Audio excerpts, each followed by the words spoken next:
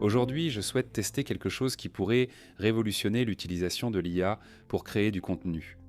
En général, si vous souhaitez créer un pack d'emojis, des ressources de jeu ou tout produit numérique avec l'IA, vous générez tout pièce par pièce, une image à la fois, vous ajustez l'invite, vous en générez une autre, vous la modifiez à nouveau.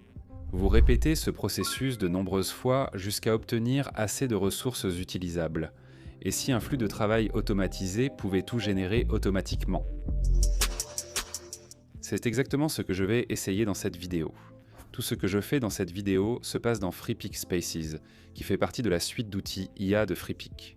Et la raison pour laquelle je l'utilise pour cette expérience, c'est parce qu'il y a quelque chose qui s'appelle des listes. Quand vous comprenez le fonctionnement des listes, vous ne voyez plus la génération par IA comme la création d'une ressource unique, mais comme la construction de systèmes produisant des ressources automatiquement. Laissez-moi expliquer la différence, parce que c'est là que toute l'idée change. Normalement, si je voulais créer quelque chose comme un pack complet d'emojis, je générerais un emoji, je le téléchargerai, je modifierai légèrement l'invite, j'en générerai un autre, je le téléchargerai, puis j'ajusterai encore l'invite. Et je répéterai ce processus encore et encore, jusqu'à ce que j'ai finalement 20 ou 30 icônes qui semblent cohérentes. Ça fonctionne, mais c'est lent et répétitif. Et à un moment donné, on finit presque toujours par avoir des incohérences, parce que chaque génération d'invites est légèrement différente. Avec les listes dans les espaces Freepik, l'approche change complètement. Au lieu de générer chaque ressource manuellement, vous concevez un seul flux de travail créatif automatisé qui traite tout en masse. Vous définissez les règles une seule fois, vous fournissez plusieurs entrées, et le système génère tout un lot de résultats en une seule opération. Cela permet également ce qu'on appelle des permutations contrôlées, où plusieurs entrées et variations se combinent pour générer automatiquement de nombreux résultats différents. Je vais donc créer un pipeline générant automatiquement 5 packs d'actifs numériques différents. Les packs sont très différents, ce qui facilitera l'observation du comportement du flux de travail selon les styles. Un pack sera un ensemble d'icônes emoji de koala mignon, un autre sera des ressources pour un jeu d'horreur. Je vais aussi créer un pack d'overlay pour VTuber, un pack de ressources pour un jeu de plateforme rétro et un kit de démarrage pour stream Twitch. Aucun de ces packs n'utilise de vraies personnes, de personnages sous copyright ou de logos de marque. Et j'évite aussi d'intégrer du texte directement dans les images, pour que les ressources restent flexibles si quelqu'un veut les personnaliser plus tard. Tout commence ici. Dans Freepik Spaces, lorsque vous ouvrez Spaces, vous arrivez sur une toile vierge où vous construisez votre flux de travail. Visuellement, chaque bloc sur la toile représente une étape du processus. Certains nœuds génèrent tant du contenu, d'autres le traitent, et certains servent simplement à stocker des entrées. Les connexions entre eux définissent comment le système fonctionne du début à la fin. L'élément clé pour le traitement par l'eau est le nœud de liste. Un nœud de liste contient plusieurs entrées au lieu d'une seule. Ces entrées peuvent être des invites, des images de référence, des descriptions de postes, des langues ou tout ce que vous souhaitez traiter en masse. Connecté à un nœud générateur, la liste déclenche automatiquement le flux de travail pour chaque élément. Donc la première chose que je fais, c'est d'ajouter un nœud assistant de texte sur le canevas. Cela fonctionne un peu comme si ChatGPT était intégré directement dans le flux de travail. Je l'utilise pour générer des descriptions de chaque pack de ressources et une série d'invites définissant les types de ressources à créer par catégorie.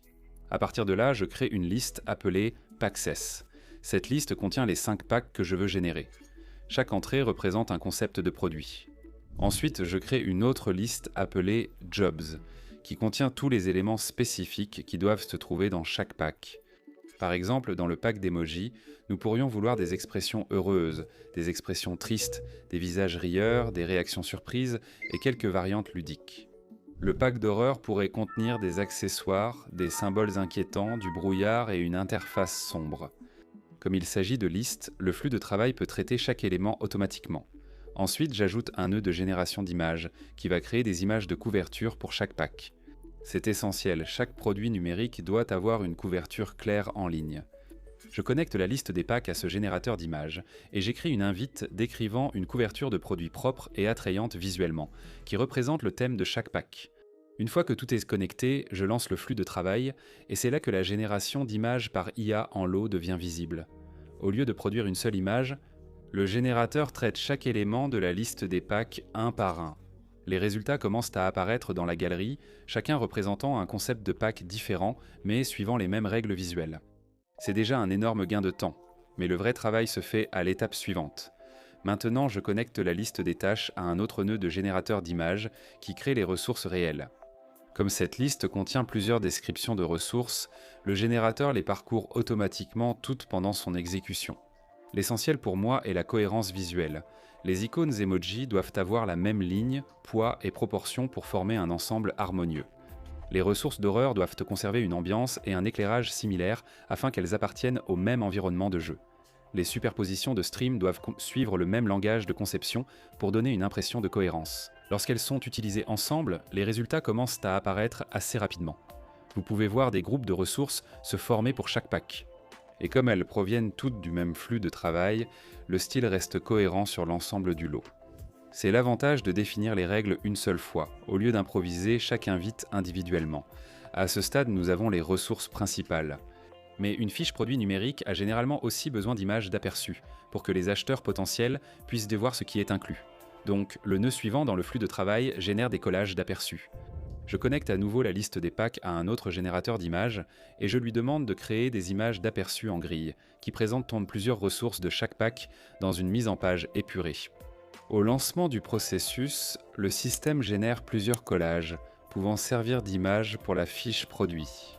Une fois les couvertures et aperçus prêts, je passe à la finition. FreePix Passes inclut un nœud d'agrandissement qui peut améliorer la résolution et les détails de l'image, au lieu d'agrandir toutes les images, ce qui ferait perdre du temps et des crédits. Je choisis les meilleures couvertures et aperçus de chaque pack pour les agrandir avec l'outil. De cette façon, les visuels finaux sont suffisamment nets pour les fiches de boutique ou les images marketing. Maintenant que les ressources existent, l'étape suivante consiste à les transformer en produits réels. J'exporte les images dans des dossiers organisés. Un dossier par pack, chaque fichier est renommé selon un format cohérent pour que tout reste facile à retrouver. Dans chaque pack, j'ajoute également un petit fichier README qui explique ce qui est inclus, les formats de fichiers et une courte note d'utilisation.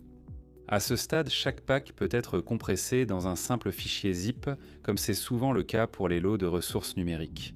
Ensuite, la mise en ligne est très simple. Des plateformes comme Gumroad, Etsy ou Itch.io sont couramment utilisées pour vendre ce type de ressources numériques. Un seul pack peut être proposé à un prix compris entre 10 et 20 $ selon sa complexité, tandis qu'un lot contenant les 5 packs pourrait être proposé à un prix légèrement réduit. L'important, ce n'est pas le prix exact.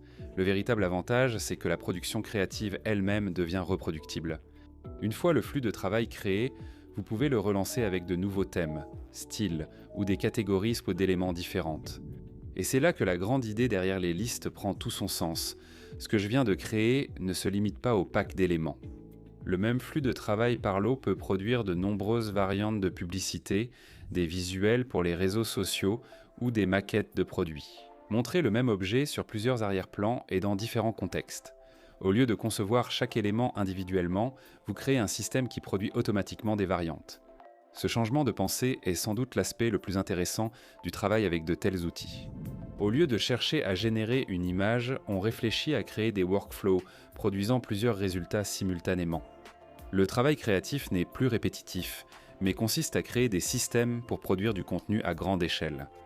Tout ce que vous voyez ici a été créé dans FreePic grâce à la fonction liste qui permet un traitement par lot, un flux de travail, plusieurs entrées, de nombreux résultats générés automatiquement. Une fois habitué à cette méthode, il devient difficile de revenir à la génération d'éléments un par un. Honnêtement, c'est sans doute la principale leçon de cette expérience. Quand le flux de travail est central, la production créative augmente bien plus facilement.